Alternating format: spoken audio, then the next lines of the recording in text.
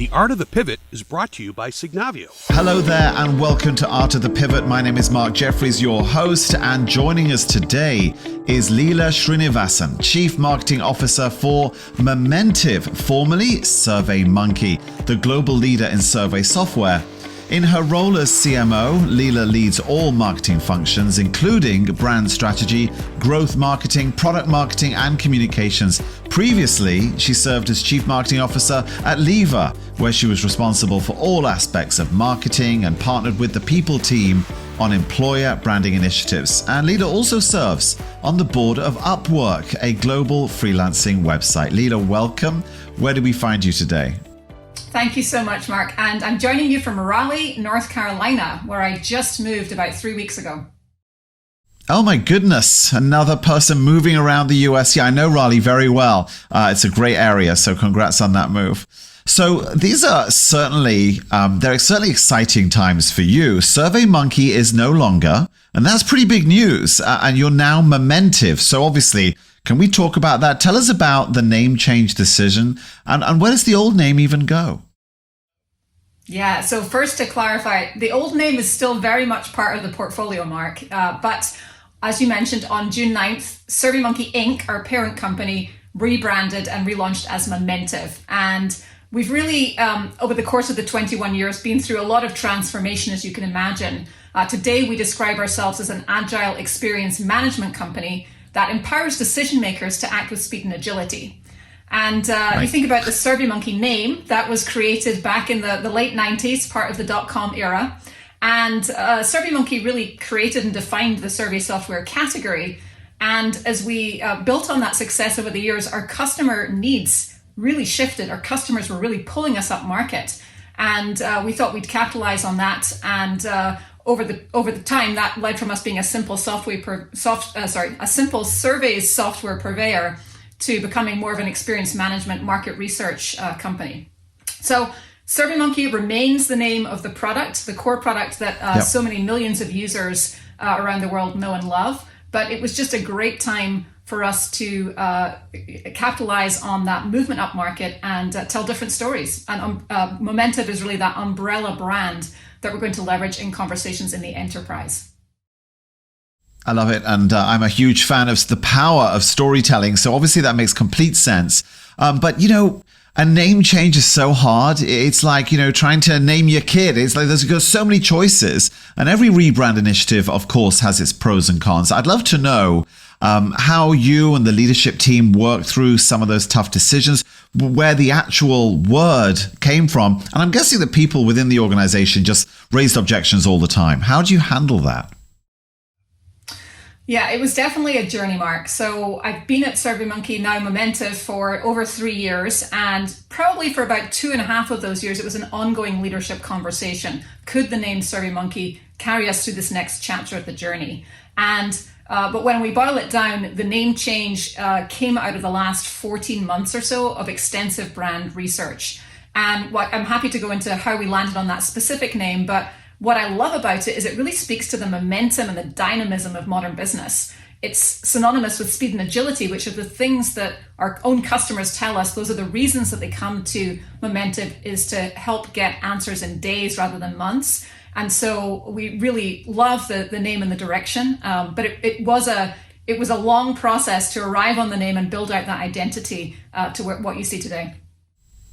Did you run an internal survey? I mean, after all, this is something on which you have a lot of experience. Yes, there was plenty of research that went into the decision, and then also how we move forward with that name. So over the 14-month period, I believe we ran 10 different pieces of research, 4 qualitative, 6 quantitative. This is the joy, as an aside, of being the CMO, a company that is built on such a strong platform where we can leverage our own technology to get to the right answers. And in the course of that research, which spanned our internal leadership team, but also our entire employee base, customers and prospects, we basically gathered the opinions of about 22,000 different individuals to understand not only our previous name rather, and where that sat, but also to vet this new name Momentive against some other contenders that were in that mix. And I think research this is the whole point of what we do. You need these powerful pieces of research, these powerful insights flowing in to help you shape what's next as well. Absolutely right. Okay, the perfect place to do it. All right, let's talk about marketing. I'm fascinated by the business you're in terms of getting the word out, telling those great stories, winning opinion, drawing people in. Your role, of course, is CMO at Momentive. And if my information is right, you're the company's first chief marketing officer. So I'd love to know why that didn't exist before, and then what drove leadership to elevate that marketing function to the exec level. And how have you approached the role as you continue within the organization? Yeah, so before I arrived, there was certainly plenty of great marketing going on within the walls of what was then SurveyMonkey, but it took place on multiple teams. So there was no one marketing team. There was a brand and marcoms team. There was a marketing team up in Canada. Product marketing reported into product. There was a growth team. I'm not even sure where they reported, but it was a point in the company's history where I think Xander and Tom and the team realized that there was a need to elevate marketing, the role that marketing would play in this next chapter of the company's trajectory. So at the time I joined, I think only about 10% of our business was sold into the enterprise. And I joined in part to help that journey, that transition up market. So for the first couple of years there, we did that. We took that journey on under the prior name and made some significant progress. But as you know, enterprise marketing takes different muscles and a different sort of team. So part of what I was brought in to do was to really build out the team in readiness for that upmarket journey. And then, of course, this rebrand on the heels of that. So it's been a really exciting journey, joining just before the IPO, helping navigate the company through that shift to enterprise. There were some acquisitions in the mix that helped us really build out our enterprise capabilities. And all along, my job as CMO has been to continue broadening people's understanding of the value that we add in the world. And some might argue that making doing the rebrand and the relaunch of the company as Momentive is certainly a very extreme way to do that. But the feedback we've heard from customers and employees so far has been really, really positive. So I think it is exactly the shift that we need to make as we go into this next journey. That's great. I'm always fascinated to hear people's perspectives on the challenge of telling a story, of getting the word out there. None of us really enjoy being marketed at. There's nothing worse than those meaningless emails that fill our inboxes, right? And yet your entire ask from the organization to you and your team is get the word out there, have people understand what we do, what the value and the benefit is. What would you say to people is the key to marketing success? Because it's not just blasting people with emails, right? Absolutely not, Mark. And I think in the last 18 months or so, with everything that we've been through as a society, it's been incumbent on the marketer to cut through and really be relevant and provide value basically to the end customer. One of the things that was really central to this rebrand and this relaunch was making sure that our customer was at the heart of the message and also was the messenger in many cases. So if you go to our new site, which is momentive.ai, and that was a very deliberate choice, you'll see front and center on the homepage, the hero image is this wonderful lady, Tamar Beresford, who is over at NASDAQ driving digital transformation with the help of our solutions. And we feel that the more our customers tell the stories of how we are helping them shape what's next, the more that message gets out that we've moved well beyond surveys into a different realm of business value. So I would say putting your customers at the center and continue to think about how you can deliver value overall to the end user. I love it. It's social proof. It triggers FOMO. People go, well, hold on. If they're doing it, we need to check this out, which is great. Let's talk innovation now, because, not only are you innovating in the world of marketing, but obviously the organization itself is continuing to innovate. And I know you're enhancing your market research and customer experience solutions. I'd love, if possible, for you to share a few examples of how innovation is helping your customers get closer to their customers, because in the end, that's what we're all trying to do. Absolutely. I can give many examples. One that comes to mind in the market research realm is when we launched our new brand tracker capability, which is a subscription product that marketers and brand leaders around the world can sign up to continuously monitor how their brand is trending relative to competition, for example. As we defined and launched that product, we did so hand in hand with Allbirds, who are one of our favorite customers. I will say I own several pairs of Allbirds shoes. They are definitely the most comfortable footwear I have in my wardrobe. But look at you, you're a marketeer at every question. Keep going, it's good.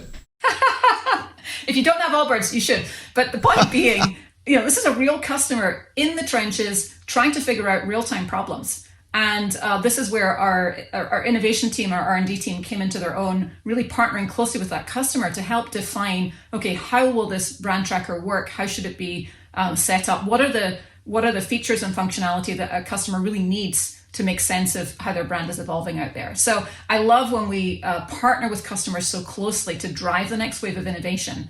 So that's certainly something that we've enjoyed doing, and you're going to see a lot more of that, I think, from us as we go forward.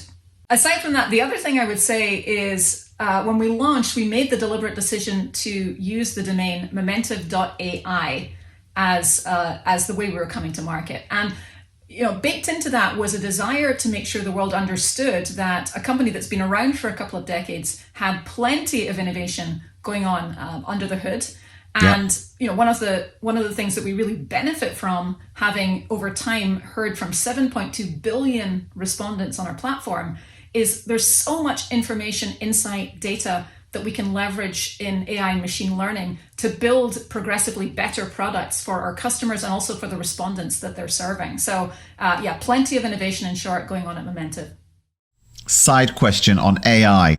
Do you define AI as artificial intelligence or augmented intelligence?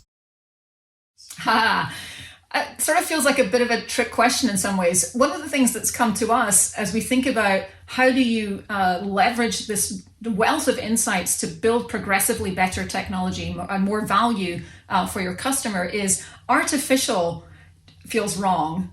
Augmented maybe, but we like to think about authentic intelligence, adaptive intelligence, agile intelligence, all the ways in which you can leverage that immensely powerful data to shape what's next. So we are having some fun playing around with the acronym AI and redefining it in our own terms. The A is interchangeable. I love it. That's new. You give me some new material there. I'm going to take some of that. By the way, I have to talk to you about surveys. Every time a client of yours sends a survey out to their customers, you're asking for the customer's time. You're asking for the customer to sit down, take a moment, apply some thought, go through a small process. Often it's really short, sometimes longer. But in return for what? What drives a customer to go, okay, I will fill out this survey. I will take time out of my day to give away some data in return for seemingly nothing other than, a feel-good moment? Well, it turns out that humans have this age-old desire to be heard and to feel like they matter. And as we've progressively, talked to the populace about their needs, their desires, and so forth, what we've heard in feedback is that over 80% of people are actually likely to give feedback after a product or a service or an experience. So I think it speaks to the fact that humans want to be heard. We live in this incredibly transparent world where anything that can be known will be known. And so whether they are delighted or disgusted, that information is going to surface. So I think we've seen this trend toward what we called the feedback economy a few years back, where feedback is pervasive. You've got to be listening to it. You've got to be taking action on it. And we see no signs of that changing. And on the subject of the feedback economy, because that was actually going to be my next question, it's great. We've seen, interestingly, this is really a side story, but I think it still feeds into the accuracy and the robustness of the data we gather in these surveys. We've seen a lot of polling over recent years, political polling, and we're not going to get political, but the polls themselves don't always reflect what ends up happening, because people are now getting so smart with the feedback they're giving, they're trying to either prove they are one way or another. I guess it has to be different in the corporate world, right? We know that we can't really trust the results of these political surveys or polls, but can we trust the data that we gather in business and customer polling and surveys? Absolutely. And there are a couple of things technologically that we do to make sure that the quality of the insights flowing in to our customers is up there. So we can now, look at the results coming in and make sure that we filter out those who are speeding through a survey. So if you see a row of 12 C's, for example, and if the survey has been taken in a certain amount of time, there are certain signals that we can pick up on and make sure that those results are flagged so that the customer can figure out whether they want to include them or not. So there are some things that we do on the back end to really aid response quality, because that's one aspect of it, I think. Yeah. In addition, I would say that what you need to be doing is gathering a wide variety of feedback. So one of the things I've seen companies struggle with sometimes in getting feedback from customers is going to the same set of customers time after time, right? Preaching to the choir almost, or the equivalent of that, learning from the same choir that is very aligned with them. And one of the things that we can help you do is reach beyond your audience of existing customers or happy customers and reach out into the broader ether, as it were, and make sure you're getting a well-rounded set of responses. That is fascinating. A little behind the scenes. I love that. And also, of course, the timing piece is fascinating. If they're rushing through, clearly they're not taking the time to think. But conversely, you might have one user who takes a great deal of time on one particular question, and either A, that's because they were thinking about it forever, or B, they needed to take the dog out. We don't know that, but it could have been one of those. But I love the fact that there's so much psychology that goes into just the way we take these surveys. It's fascinating. Yeah, I think one of the things that's lost in translation is survey sounds like a really humble tool, but as you start to broaden the application of underlying survey technology to gathering feedback from your most important constituents, whether they're employees, whether they're customers, whether they're shareholders. There are so many different audiences that we see our customers really reaching out to listen, understand, and take action on that feedback. That leads to business critical change, essentially. So people look down on surveys, but the power of that underlying technology, when combined with that AI machine learning, can be really significant. Absolutely. Let me ask you one follow-on. What's more valuable to a business? To focus on those customers who have achieved a level of happiness and satisfaction, delight, if you will, or to focus on those who absolutely hate you? Well, I think there are so many other pieces of information you'd need to know in order to answer that question. But what I will say is, I think you need to pay attention at both ends of the spectrum, and here's why. There's the least expensive way to grow your business is to retain and expand your existing customers, right? It's a far better approach in the long run than just constantly acquiring new customers that churn. So I think that's at the foundation of a really strong business. The other thing is, if you continue listening to building relationships and staying in dialogue with those customers at the other end of the spectrum, the ones who are very happy, that's your next generation of evangelists. That's your Tamar Beresfords who appear on your site and who are happy to champion to the world that they're leveraging your technology and partnering with you to drive digital transformation. So I think there's merit on both sides, and which one you index toward sort of depends on what's going on in the business and the economics, which is probably another depth of discussion. Yeah, that'll be the next podcast. We've talked about, external comms. We've talked about the value of getting customer insight. What about internal? Do the same rules apply when you are surveying the opinions, the ideas, the input of your own team versus external customers? Oh, 100%. I mean, we look back on the last 18 months, Mark, and this was the year of HR. This was the year and a half, rather, of HR, year and a half of internal comms being perhaps the most important function or set of functions in the building.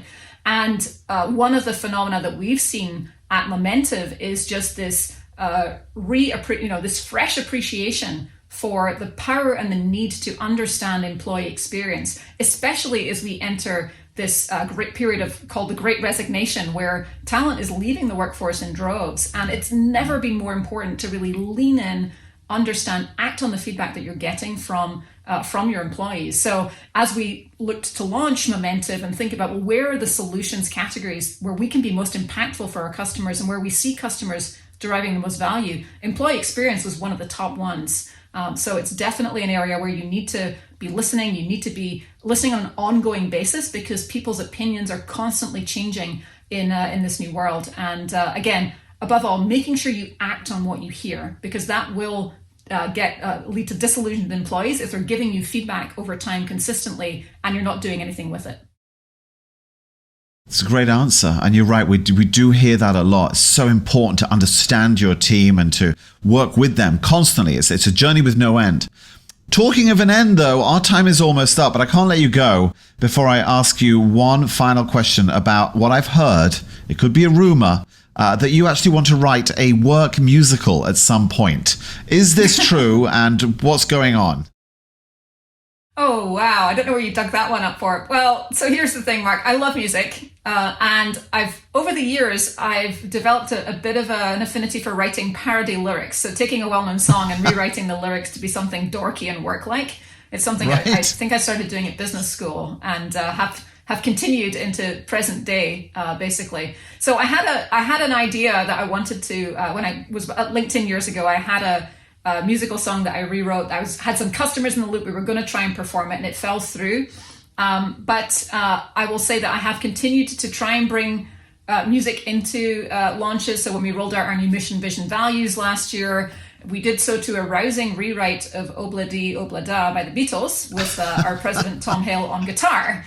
And I did just treat myself to a new piano. So I guess we'll see where that leads me. That is amazing. I would listen to that. I was kind of hoping you were going to rework the Britney classic and make it Survey Me Baby one more time. But I think your idea is probably a whole lot better. I have to say, Leela, thank you so much for joining us, for telling us about Momentive and obviously the whole story of the organization and how it's changing. We really appreciate your time, your input, and of course your ideas as well. Thank you so much. Thanks so much for having me, Mark. The Art of the Pivot is brought to you by Signavio.